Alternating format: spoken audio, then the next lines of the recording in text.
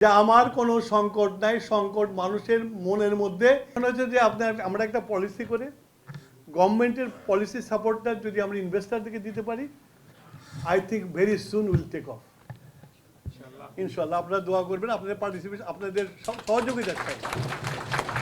কেন আমরা হয়েছে কি আপনার এই যদি আপনার আমার লোডশেডিং হয়, দেখবেন যে খবরের কাগজে হেডলাইন হচ্ছে বাতি নাই, অমুক যে অন্ধকার 8 ঘন্টা অন্ধকার, 10 ঘন্টা অন্ধকার হইতেছে।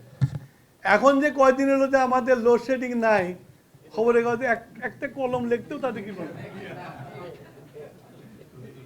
তারপরে আপনার পেট্রোলের লাইন, তেলের লাইন, আমি অল থ্রু বলে আসছি যে আমার কোনো সংকট নাই, সংকট মানুষের মনের মধ্যে। এই মনের মধ্যে সংকটটা দূর করতে পারলে এই লাইন বন্ধ হয়ে যাবে। I had sufficient stock. আমি পাবলিক করছি, পাবলিককে দিছি যে আমার এই স্টক আছে।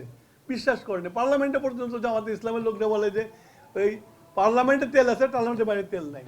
তা আমি একদিন ওরা বললাম যে দেখেন, the day I took oath as a member of parliament, the day I took oath as a minister, আমার কোনো মিথ্যা বলার কোনো সুযোগ নাই।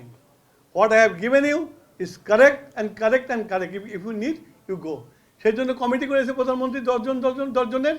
এই 10 জনের কমিটি হওয়ার পরে কিন্তু লাইন উদা হয়ে গেছে।